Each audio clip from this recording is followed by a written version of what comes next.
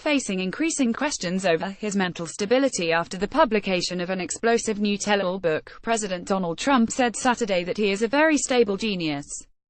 In a series of tweets on Saturday morning, Trump said his critics were speculating about his mental health because the claims that he had colluded with Russia were proven to be a total hoax. Actually, throughout my life, my two greatest assets have been mental stability and being, like, really smart, the president added in a follow-up tweet. While the White House and some Republicans in Congress have sought to downplay the seriousness and credibility of Special Counsel Robert Mueller's probe, 4 members of Trump's transition team or cabinet have been charged so far in the investigation. Now that Russian collusion, after 1 year of intense study, has proven to be a total hoax on the American public, the Democrats and the lapdogs, the fake news main media, are taking out the old Ronald Reagan playbook and screaming mental stability and intelligence. Donald J. Trump at Real Donald Trump, January 6, 2018. Actually, throughout my life, my two greatest assets have been mental stability and being, like, really smart. Crooked Hillary Clinton also played these cards very hard and, as everyone knows, went down in flames. I went from very successful businessman to top TV star. Donald J. Trump at Real Donald Trump, January 6, 2018, to President of the United States on my first try. I think that would qualify as not smart, but genius. And a very stable genius at that. Donald J. Trump at Real Donald Trump, January 6, 2018. Trump said his opponents were taking out the old Ronald Reagan playbook and screaming mental stability and intelligence. During former President Reagan's second term in office, there was continued speculation about his state of mind. In 1994, 5 years after leaving office, Reagan publicly announced that he suffered from Alzheimer's disease. Trump's tweets came after Michael Wolff, the author of the new book that gives a behind-the-scenes account at the White House, said everyone he spoke to for the book described the president as childlike. Wolff, in an exclusive interview on NBC's Today, defended his work Friday, insisting he spoke with Trump on the record and calling the commander-in-chief a man who has less credibility than, perhaps, anyone who has ever walked on Earth. Wolff said that everyone he spoke to described the president the same way. I will tell you the one description that everyone gave. Everyone has in common, they all say he is like a child, Wolff explained. And what they mean by that is, he has a need for immediate gratification. It is all about him. Wolff added that 100% of the people around Trump, senior advisors, family members, every single one of them, questions his intelligence and fitness for office.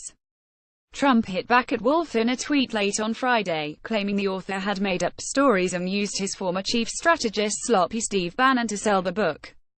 Michael Wolff is a total loser who made up stories in order to sell this really boring and untruthful book. He used Sloppy Steve Bannon, who cried when he got fired and begged for his job. Now Sloppy Steve has been dumped like a dog by almost everyone. Too bad. https://t.com EAC5ZV9. Donald J. Trump at Real Donald Trump, January 6, 2018. Trump is set to huddle with congressional Republicans, cabinet secretaries and aides at Camp David this weekend to discuss their 2018 legislative priorities. A long list of high-stakes topics are on the agenda, including the budget, infrastructure, immigration, welfare reform and the 2018 midterm elections. We're going to Camp David with a lot of the great Republican senators, and we're making America great again. Trump said Friday afternoon as he left the White House for the presidential retreat in Maryland's Catoctin Mountains.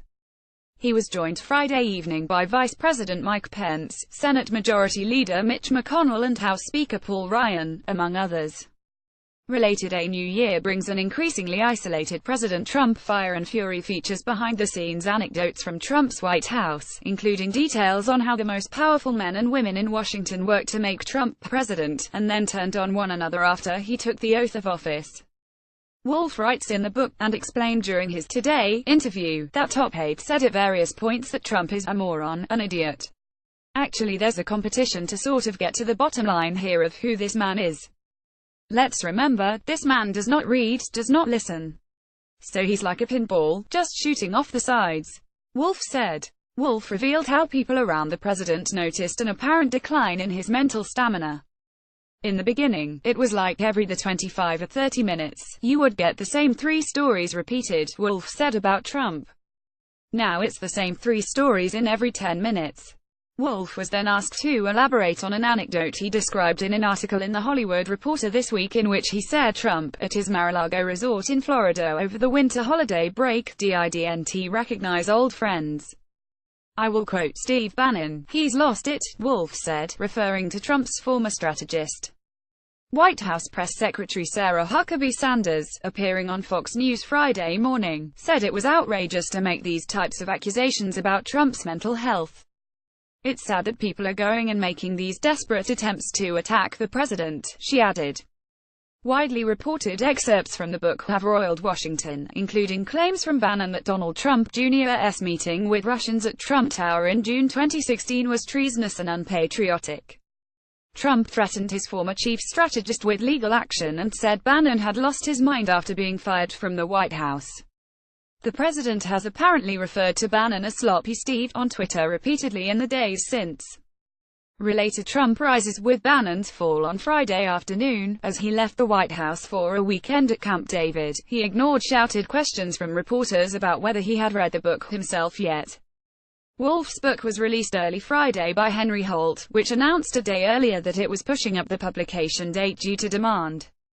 Earlier Thursday, Trump attorney Charles Harder demanded in a letter sent to Wolff and his publisher that the book not be published or disseminated.